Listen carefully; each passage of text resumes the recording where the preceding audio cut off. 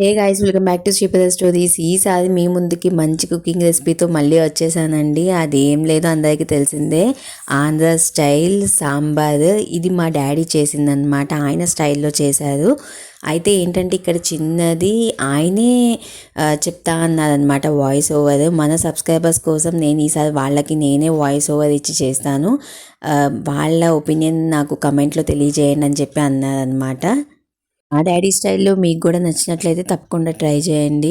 ముందు మన శ్రీపద స్టోరీస్లో మంచి మంచి ఎమ్మీ రెసిపీస్ వస్తాయి, కొత్త రెసిపీస్ వస్తాయి. అలాగే పిల్లలకు సంబంధించిన ఫుడ్ ఐటమ్స్ కూడా నేను పెడుతూ ఉంటానండి. ఏ విధంగా చేస్తే వాళ్ళు స్కూల్కి వెళ్ళే పిల్లల దగ్గర నుంచి చిన్న పిల్లల నుంచి కూడా నేను ఆల్రెడీ బేబీ ఫుడ్ ఐటమ్స్ అని నేను పెట్టాను, ప్లేలిస్ట్లో ఉంది. ఎవరైనా చూడనట్లయితే ప్లేలిస్ట్కి వెళ్ళి చూడండి. బేబీ నీడ్స్, హోమ్ నీడ్స్ అని డిఫరెంట్ ప్లేలిస్ట్లు అయితే క్రియేట్ చేశాను వాళ్ళకి సంబంధించి.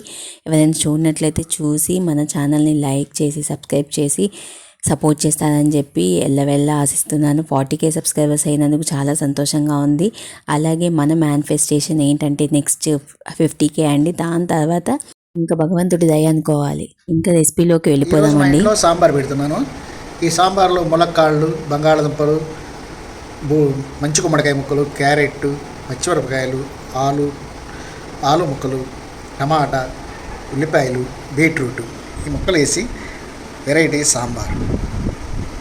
క్యారెట్లు వేసి వెరైటీ సాంబార్. ముందుగా నానబెట్టి ఉంచుకున్న చింతపండు, నిమ్మకాయ అంతా కళాయి పెట్టుకొని కింద వెలిగించుకోవాలి. కందిపప్పు శుభ్రంగా కడుక్కొని మనకు కావాల్సినంత నీరు పోసుకోవాలి. నేనైతే 3 గ్లాసులు నీళ్ళు పోస్తున్నా. పప్పు ఉడికించుకొని చింతపండు నీరు పోసేయాలి. దాంట్లో బిబ్బి లేకుండా చింతపండు నీరు పోసేసుకోవాలి. పోసుకున్న తర్వాత మనం తరిగి పెట్టి ఉంచుకున్న ముక్కలన్నీ దాంట్లో చక్కగా వేసేసుకోవాలి.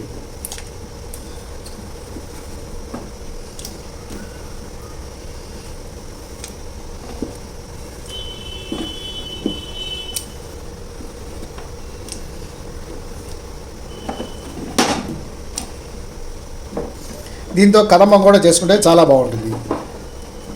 కొంతమందికి వంకాయలు పడవని వంకాయలు వేసుకోరు.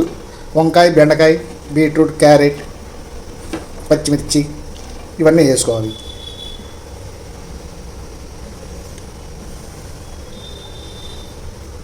వేసిన తర్వాత ఒకసారి అన్నీ గిరగిరా తిప్పాలి. దీంట్లో గరిటె పెట్టి గిరగిరా తిప్పితే అన్నీ కలుస్తాయి అన్నమాట. దీంట్లో తగినంత ఉప్పు ఓ స్పూనున్నర వేసుకోవచ్చు.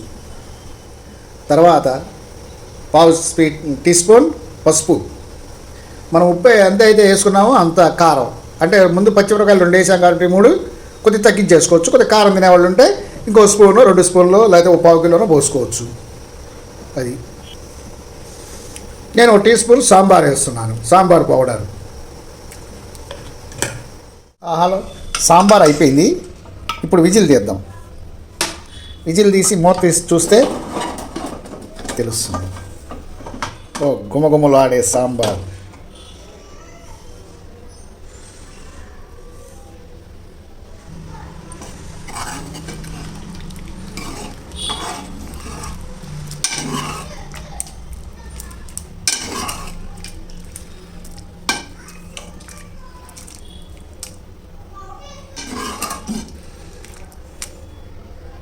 ఇప్పుడు మనం పక్కన చిన్న కళాయి పెట్టుకుందాం. కళాయి పెట్టుకొని దీంట్లో తిరగమాత వేసుకోవచ్చు.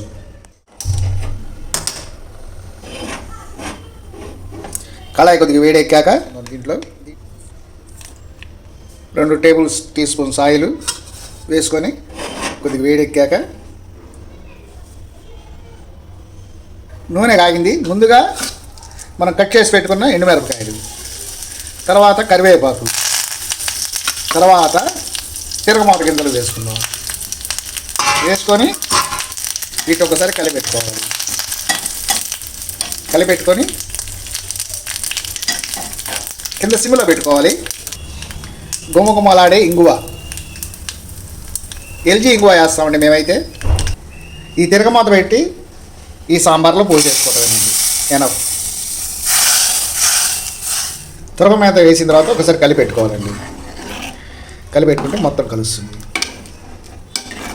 ఇప్పుడు చక్కగా వేడి అన్నంలో ఈ సాంబారు అన్నంలో పోసుకోవచ్చు, ఇడ్లీకి పనికి వస్తుంది, సాంబార్ ఇడ్లీ తినచ్చు.